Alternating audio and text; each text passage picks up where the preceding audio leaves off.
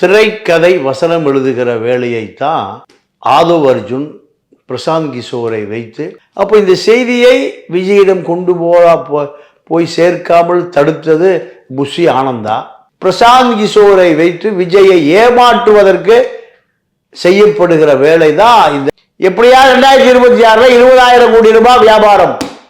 எது? லாட்டரி, கள்ள லாட்டரி வியாபாரம். விஜய்க்கு மாநாட்டு செலவு ஆதவ் அர்ஜுன். திமுக 2026 ஒழிப்பதுதான் என்னுடைய வேலை. விஜய் சாத்தியமாங்கிறாரு. சாத்தியம். ரெண்டவரு தமிழ்நாட்டினுடைய அரசியல் நிலவரங்கள் விஜய்க்கு நிறைய விஷயம் தெரியாது. விஜய் பிரசாந்த் கிஷோர் இப்போ சந்திப்பு நடைபெற்றது சார். ஸோ எதுக்காக இந்த சந்திப்பு, என்ன காரணம் சார்? பிரசாந்த் கிஷோரை வைத்து விஜய், அதிமுக, திருமாவளவன், விடுதலை சிறுத்தைகள் இந்த கூட்டணியை உருவாக்குவதற்கான திரைக்கதை வசனம் எழுதுகிற வேலையைத்தான் ஆதவ் அர்ஜுன் பிரசாந்த் கிஷோரை வைத்து விஜயை நம்ப வைப்பதற்கான முயற்சி. விஜய் சொல்றார், எனக்கு நிறைய விஷயங்கள் இப்போ தான் தெரியுதுன்னு. அப்போ இந்த செய்தியை விஜயிடம் கொண்டு போய் சேர்க்காமல் தடுத்தது புஷி ஆனந்தா இல்லை ஜான் ஆரோக்கியசாமியா?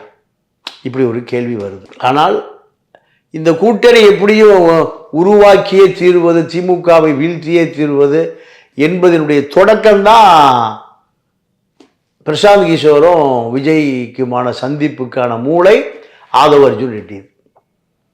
அதிமுகவோடு கூட்டணி சேர்ந்தால் 30 சட்டமன்ற உறுப்பினர் எப்படியா? ஏன்னா விஜய்க்கு 29 சட்டமன்ற உறுப்பினர்களை ஜெயித்தார்.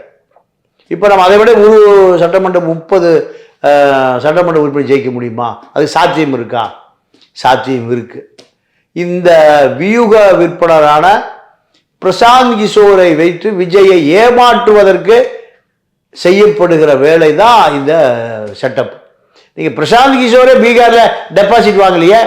பிரசாந்த் வியூகோ வகுப்பாளர்னு ஆதவ் அர்ஜுனாவும் சபரீசரும் தான் நம்புறாங்க, வேறு யாரும் நம்பவில்லை.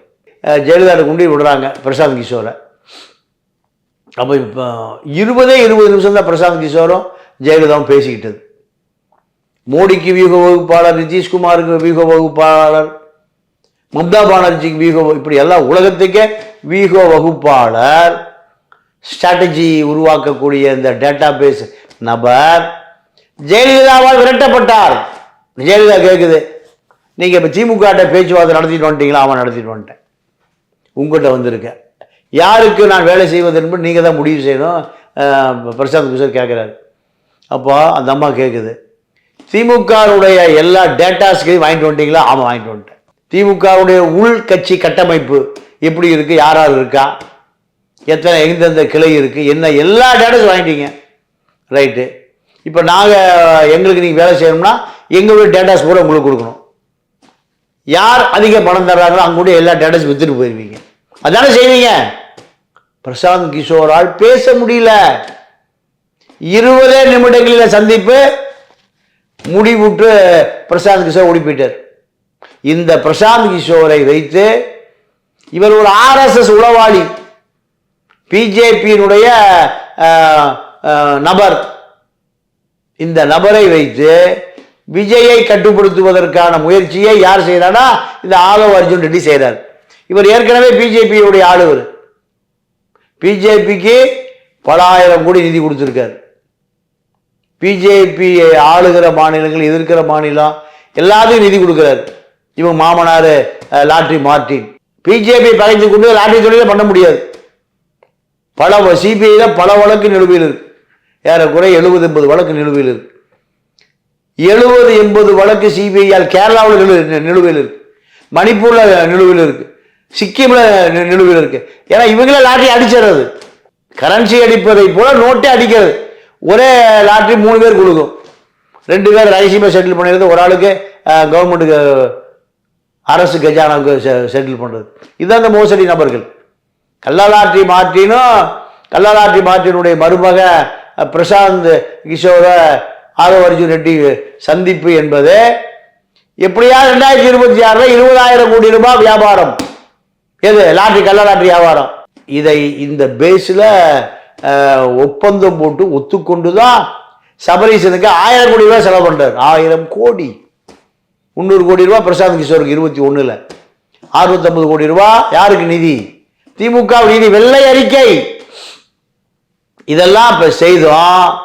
லாட்டரி கொண்டு வருவதற்கு ஸ்டாலின் மறுத்துட்டார். இவர் நாடாளுமன்ற உறுப்பினர் ஆவதற்கு மருமக சபரீசன் மறுத்து விட்டார். என்ன காரணம்? அருமையான கேள்வி கேட்டீங்க, யோசிச்சு கேட்டீங்க. அதாவது இவர் நாடாளுமன்ற உறுப்பினராக்குனா நீங்கள் அமித்ஷா வலதுபுறம் உட்காந்துக்குவார், மோடிக்கு இடதுபுறம் உட்காந்துக்குவார். ஏன்னா இவரால் பல ஆயிரம் கோடிகளை இறைக்க முடியும். இந்த தகுதி தமிழ்நாட்டில் யாருக்கும் கிடையாது. மாமனாருடைய சொத்து மதிப்பு பல லட்சம் கோடி. அப்போ சபரீசனை விட மேலே போயிடுவார். பிஜேபியில் நாளைக்கு மந்திரி ஆனாலும் ஆச்சரியப்படுறதுக்கு இல்லை. பிஜேபியில் ஆதவ அர்ஜுன் ரெட்டி பாலிடிக்ஸ் பெரிய பாலிடிக்ஸ் இந்தியாவில். ரெட்டியார் பாலிடிக்ஸ், நாயுடு பாலிடிக்ஸ் எல்லாம் ஆந்திரா பேஸ் பெரிய பாலிடிக்ஸ். 13-14 கோடி பேர் இருக்கான். அப்போ இவர் ஆந்திரா எம்பி ஆயிடுவார், ஆந்திரா சிஎம் ஆகிருக்க வாய்ப்பு இருக்கு. ஆக ரெட்டி பாலிடிக்ஸ். அப்போ சபரீசன் பார்த்தாரு, இவன் டெல்லிக்கு வழி காமிச்சினா டெல்லியை விலைக்கு வாங்கிடுவான், அதனால சீட்டே இல்லை. போ 2 பேரோட நட்பு பிரியுது. நான் எம்பி ஆகணுங்கிறார், நான் டெல்லி பாலிடிக்ஸ் பண்ணி ஆகணுங்கிறார். ஆனால் சபரீசனை தடுத்து விட்டார். அந்த கோபத்தில் தான் எங்கே போகிறாரு? விசிகாவுக்கு போகிறார். விசிகாவில் போய் ஒரு ரவிக்குமாருக்கு சீட்டு இல்லை விழுப்புரத்தில், பொது தொகுதி, இது ரிசர்வ் தொகுதி வேண்டாம், பொது தொகுதி கொடுங்க, 3 கொடுங்க, இல்லை 2 கொடுங்க, 2யும் ஒரு பொது தொகுதி கொடுங்க, எனக்கு வேண்டாம். யாருக்கு? ஆதவ அர்ஜுன் ரெட்டி. விஜய்க்கு மாநாட்டு செலவு ஆதவ அர்ஜுன். சாராய ஒழிப்பு திருமாவுக்கு மாநாட்டு செலவு ஆதவ அர்ஜுன். திமுகவுடைய 2021 ஆட்சிக்கு வருவதற்கான மூல பிரசாந்த் கிஷோருக்கு சம்பளம் எல்லாமே ஆதவ அர்ஜுன். இந்த நபர் அரசியல் அனாதையா போயிட்டார். திமுக எதிர்ப்பு தான். அதனால திமுக 2026 ஒழிப்பது தான் என்னுடைய வேலை. விஜய் சாத்தியமாங்கிறாரு. சாத்தியம். விஜயும் எடப்பாடியும் சந்திக்க வச்சுட்டா 10% ஓட்டுக்க விழுந்துடும்.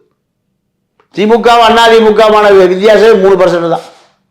2021 3% தான் எடப்பாடி தோத்து போறார். 76 எம்எல்ஏ வர்றாங்க. இதை இந்த 26 எப்பாடுபட்டாவது திமுகவை தோற்கடிக்க வேண்டும் என்பதற்காகத்தான் பல ஆயிரம் கோடி 1000 கோடி செலவு பண்றார். பிரசாந்த் கிஷோரை விஜய் சந்திக்க வைத்தோடைய நோக்கமே அதுதான். 2 தமிழ்நாட்டினுடைய அரசியல் நிலவரங்கள் விஜய்க்கு நிறைய விஷயம் தெரியாது. இந்த டேட்டா பேஸ் அத்தனை தகவலையும் எந்த ஜாதி எங்கே இருக்காங்க, யாருக்கு உழுகுது, எந்த மாவட்டம் அதிமுக ஆதரவு, எந்த மாவட்டம் திமுக ஆதரவு, பாமகவுக்கு எந்த மாவட்டம் ஆதரவு, சிறுத்தை எங்கே, தலித்து வாக்கு எங்கே இருக்குது, தேவேந்திர குல வேளர் வாக்கு, நாடார் வாக்கு எங்கே இருக்குது, திமுக எத்தனை செய்து, அதிமுக எவ்வளோ உழுகுது, காங்கிரஸுக்கு என்ன நிலவரம், வேல்முரு, இதுக்கு 2 மணி நேரம் ஓடிடும்ல. தமிழ்நாட்டு அரசியலை கேஷுவலாக சொல்லக்கூடிய அளவுக்கு அறிவு யார்கிட்டையும் இல்லை. விஜய்க்கு தெரிந்த நபர்கள் எல்லாத்தையும் இருக்கு. ஆனால் விஜய்க்கு தெரிஞ்ச புஷி ஆனந்த், அவருடைய கணக்கு மூலையாக இருக்கிற பொருளாளர், அவருடைய மேனேஜரு, இவர்களால் கட்சியுடைய செயலாளர், பொதுச்செயலாளர், பொருளாளர் போகிறவங்க தானே. இவர்களுக்கு கவுன்சில் எலெக்ஷன் என்ன தெரியாது. ஏன் இந்த அதிகாரத்தை நாளைக்கு யாராவது உள்ள வந்துட்டானா தனக்கு இடையூறாக போய் என்பதற்காக விஜயுடைய கம்பெனி ஆட்கள், சினிமா கம்பெனி ஆட்கள் தான் தலைவர், செயலாளர், பொருளாளர், இணைச் செயலாளர், தலைச் செயலாளர் இப்படியெல்லாம் போட்டு வச்சுருக்காங்க. அவங்களுக்கு ஒன்றுமே தெரியாது. விஜய் சொன்னால் கேட்பாரு, இல்லை பேசாமல் இருப்பாங்க. புஷியானது ஒரு கவுன்சிலர் எங்கள் பாண்டிச்சேரியில், இங்கே கவுன்சிலர், அங்கே எம்எல்ஏ. அப்போ அவருக்கு அரசியல் தெரியும். அப்போது பிரசாந்த் கிஷோர் யாரிடம் கற்றுக்கொண்டதை, திமுகவோட கற்றுக்கொண்டதை, சிறுத்தையிட கற்றுக்கொண்டது எல்லாமே பிரசாந்த் கிஷோர் வழியாக விஜய்க்கு சொல்கிறார். விஜய் வாயத்து 2 மணி நேரம் கேட்டிருக்காரு. இதுதான் நடந்தது. விஜய் அவர்கள் வந்து பார்த்தீங்கன்னா இப்போ 28 அணி வந்து இப்போ அறிவிச்சிருக்காரு. இப்போ பெண்களுக்கு தனியாக அணி, அதுக்கப்புறம் வந்து அரசு பணியாளர்கள், ஓய்வு பெற்றவங்களுக்கு தனி அணி. ஸோ இந்த மாதிரி வந்து எந்த கட்சியிலும் இல்லாத மாதிரி ஒரு 28 அணிகள் வந்து அறிவிச்சிருக்காரு. இதெல்லாமே வந்து இப்போ எந்த கட்சியுமே இல்லை, திமுக அதிமுக இதில் இல்லாத ஒரு புது விஷயத்தை வந்து கொண்டு வந்திருக்கதா சொல்லப்படுது. அதுவுமே பிரசாந்த் கிஷோரோட ஐடியா தானா, இல்லை எப்படி சார் அது? இல்லை, அதாவது பிரசாந்த் கிஷோர் பீகாரில் டெபாசிட் போன ஒரு ஆர்எஸ்எஸ் உளவாளி. இது அவருடைய நிலைமை. இதெல்லாம் வந்து நீங்கள் ஜான் ஆரோக்கியசாமியினுடைய ஆரோக்கியமான சிந்தனை. ஜான் ஆரோக்கியசாமி தான். சமீபத்துல கூட ஆடியோலாம் வெளியே வந்துச்சு ஜான் ஆரோக்கியசாமி. இதெல்லாமே திமுகவினர் தான் பண்ணதான ஒரு இல்லை இல்லை இல்லை, அவர் பேசுனதெல்லாம் உண்மைதான். அவருக்கு என்ன ஆரோக்கியம்னா இந்த கட்சியை ஒரு சரியான வழிநடத்தலில் செய்ய முடியவில்லையேங்கிற ஆர்வத்தில் பேசினார். விஜயுடைய கவனத்துக்கு போன பிறகு மீண்டும் அவர் இணைத்துக் கொள்ளப்பட்டார், அவ்வளோதான்.